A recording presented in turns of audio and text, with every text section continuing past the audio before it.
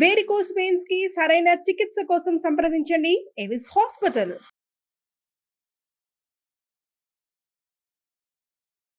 నా పేరు doctor CL Venkatrao. రక్తంలో పరగడుపున ఏమీ తినకుండా రక్త పరీక్ష చేసినప్పుడు పరగడుపున ఎంత షుగరు పరిమాణం ఉంటే మనము డయాబెటిక్ మధుమేహం అని పరిగణించాలి. ఏ లెవెల్స్ ఉంటే సాధారణం నార్మల్ అనాలి. ఈ షుగర్కి సాధారణ స్థితికి మధ్యలో ప్రీ డయాబెటిక్ స్టేట్ అంటారు. అంటే త్వరలో షుగర్ రావచ్చు, డయాబెటీస్ రావచ్చు అని సంకేతాలు ఇస్తే మీలో షుగరు ప్రవేశించబోతుంది అని అక్కడ మనకు హెచ్చరికలు జారీ చేసే స్థితి ప్రీ డయాబెటిక్ స్టేట్. ఆ ప్రీ డయాబెటిక్ పరిస్థితి ఉన్నప్పుడు మనం జాగ్రత్తలు వహించి దాన్ని షుగర్ రాకుండా, డయాబెటీసు మధుమేహ వ్యాధి రాకుండా నివారించవచ్చు. ఎప్పుడెప్పుడు పరగడుపున షుగర్ ఎంత ఉండాలి, తిన్న తర్వాత షుగర్ ఎంత ఉండాలి, 3 నెలలకు ఒకసారి షుగరు లెవెల్స్ ఎలా ఉన్నాయి తెలుసుకునే పరీక్ష HbA1c ఎంత ఉండాలని పరిశీలిస్తే మనం పరగడుపున తీసే టెస్ట్ని బ్లడ్ షుగర్ ఫాస్టింగ్ అంటారు. సాధారణంగా ఇది 80-100 మధ్యలో ఉండాలి. ప్రీ డయాబెటిక్ స్టేట్లో 101 నుంచి 125 వరకు ఉండొచ్చు. షుగర్ అని ఎప్పుడు డయాబెటీస్ మధుమేహం ప్రవేశించిందని ఎప్పుడు భావించాలంటే బ్లడ్ షుగర్ ఫాస్టింగ్ 125 కంటే దాటినప్పుడు. 2 పరగడుపున టెస్ట్ చేసిన తరువాత, ఆహారము తీసుకున్న తర్వాత 2 గంటల తర్వాత చేసే పరీక్షని పీపీ అని పరీక్ష అంటారు, పోస్ట్ ప్రాండియల్ పరీక్ష అంటారు. అది ఆరోగ్యవంతులకు 120 నుంచి 140 వరకు ఉండాలి. 140 నుంచి 199 వరకు ఉంటే అది ప్రీ డయాబెటిక్ కండిషన్గా మనం పరిగణించాలి. 200 దాటి ఉందంటే షుగర్ వ్యాధి, డయాబెటీస్ ఉన్నట్లే. HbA1c అనేది ఆరోగ్యవంతులకు 5.7 కంటే తక్కువ ఉండాలి.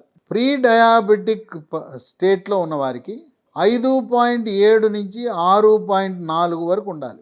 6.4 కంటే HbA1c గ్లైకేటెడ్ హీమోగ్లోబిన్ ఉన్నదంటే షుగర్ ఉన్నది, డయాబెటీసు మధుమేహ వ్యాధి ఉన్నట్టుగా నిర్ధారణ జరిగినట్టే.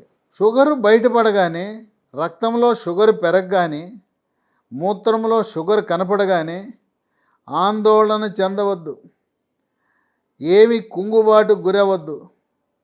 ఇదేం కర్మ నాకు షుగర్ వచ్చేసిందని టెన్షన్ పడద్దు, ఆందోళన చెందవద్దు.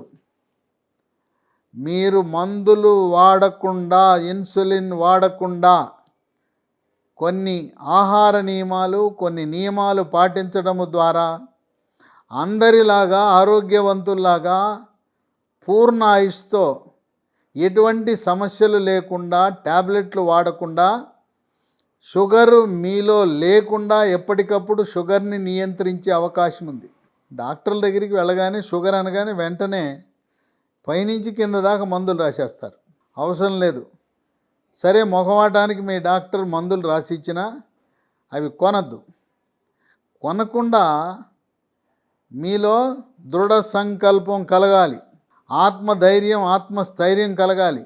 నేను షుగర్ వ్యాధిని జయించబోతున్నా, ట్యాబ్లెట్లు, ఇన్సులిన్ లేకుండానే నేను జయించగలను అనే మీలో ఆత్మవిశ్వాసం పెరిగితే ఇక రంగంలో దిగండి. షుగర్ వ్యాధి, టైప్ 2 డయాబెటీస్ని జయించవచ్చు. ఎలాగో టైప్ 1 డయాబెటీస్ అనేది చాలా అరుదుగా వస్తుంటుంది. కేవలం 10% మందికే, షుగర్లో కూడా 100 మందికి షుగర్ ఉంటే 10 మందికే టైప్ 1 డయాబెటీస్ చిన్న వయసులో వస్తుంది. అది ఎట్టగో మనం చేసేది ఏమీ లేదు. అక్కడ క్లోమగ్రంథి, పీటా కణాల నుంచి అసలు ఇన్సులినే ఉత్పత్తి కాదు. అందువల్ల ఇన్సులిన్ వాడక తప్పదు. టైప్ 2 డయాబెటీస్ సాధారణంగా బరువు ఎక్కువ ఉన్న వాళ్ళకి, 40 సంవత్సరాలు దాటి ఉన్న వారికి వారసత్వంగా వస్తుంటుంది. షుగర్ బయటపడగానే మీరు ఏం చేయాలి? ముందు బరువు తగ్గాలి. బరువు అనేది ఎత్తుకు తగ్గ బరువు ఉండాలి. దీనికి బాడీ మాస్ ఇండెక్స్ BMI అని మనము అది క్యాలిక్యులేట్ చేయాలి. 18 నుంచి 24 మధ్యలో BMI ఉండేలా చూసుకోండి. బరువు పెరగడానికి ఒక ప్రధాన కారణం మెడ ముందు భాగాన సీతాకోక చిలుక ఆకారం నుండే థైరాయిడ్ గ్రంథి సరిగా పనిచేయనప్పుడు రక్తంలో T3, T4, TSH పరీక్ష చేస్తే T3, T4 తగ్గుతుంది, TSH పెరుగుతుంది.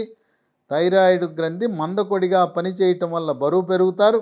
మీరు ఎండోక్రైనాలజిస్ట్ అనే సూపర్ స్పెషలిస్ట్ని సంప్రదించి థైరాయిడ్ ట్యాబ్లెట్లు 25 మైక్రోగ్రాముల నుంచి 200 వరకు ఎండోక్రైనాలజిస్ట్ యొక్క సలహా మేరకు జీవితకాలం వాడవలసి ఉంటుంది. థైరాయిడ్ ట్యాబ్లెట్లు ప్రారంభించగానే బరువు తగ్గుతారు. బరువు తగ్గితే షుగర్ కంట్రోల్ అనేది ఆటోమేటిక్గా జరుగుతుంది. ట్యాబ్లెట్లు వాడవలసిన అవసరం లేదు. ఇది ప్రథమ సూత్రం. బరువు తగ్గటం అనేది ప్రథమ సూత్రంగా భావించండి. ఇక 2 ఆహార నియమాలు. ఆహార నియమాలలో చాలా కఠోరమైన దీక్ష చేయాలి. షుగరు, బెల్లము, తేనె వాడకూడదు. స్వీట్లకు పూర్తిగా దూరంగా ఉండాలి. చివరికి దేవుని ప్రసాదము కూడా లడ్డు ఏదో ఒక పలుకు తీసుకోండి. అలాగే కేకులు, నూతన సంవత్సరము లేదా పుట్టినరోజు కేకులు ఏదో తీసుకున్నామంటే తీసుకున్నామని చిన్న ముక్క తినండి. ఆ విధంగా స్వీట్లు, కేకులు, లడ్డూలు దేవుని ప్రసాదానికి కూడా దూరంగా ఉండవలసిన అవసరం ఉంటుంది.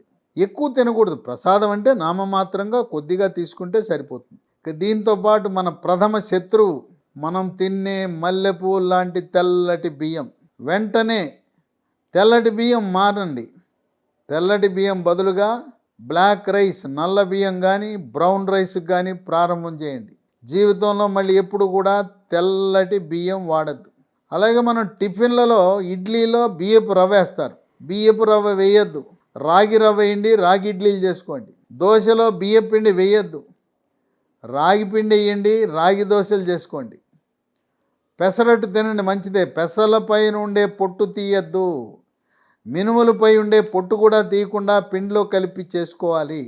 బియ్యం వల్లనే గోధుమలు కూడా షుగర్ పెరుగుతాయి. కనుక గోధుమల వల్ల ఏమీ ప్రయోజనం ఉండదు.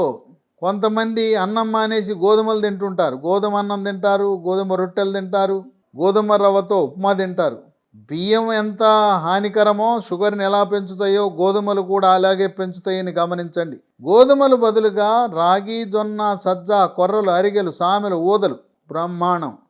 వాటిని రాగి జావ, రాగి ముద్ద, ఈ చిరుధాన్యాలతో రొట్టెలు కానీ పుల్కాలు కానీ చేసుకుని తినండి. వాటి వల్ల ప్రయోజనం ఉంటుంది.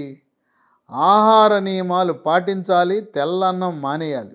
ఓట్స్ పాలల్లో కలుపుకుని ఉదయం టిఫిన్ బదులుగా కానీ రాత్రి భోజనం బదులుగా కానీ ఓట్స్ వాడచ్చు. ఇంకోటి గింజలు కినోవా గింజలు అని ఉన్నాయి, అది కూడా వాడటం మంచిది. వీటితో పాటు యోగా, ప్రాణాయామము, ధ్యానము, వ్యాయామం ఉదయం ఒక అరగంట, రాత్రిపూట సాయంత్రం ఒక అరగంట తప్పనిసరిగా చేయాలి. వీటి వల్ల యోగా, ప్రాణాయామం, ధ్యానం, వ్యాయామం వల్ల మానసిక ఒత్తిడి తగ్గుతుంది, గాఢమైన నిద్ర వస్తుంది. కనుక షుగరు ప్రవేశించిందని విషాద గీతాలు పాడుకోవాల్సిన అవసరం లేదు.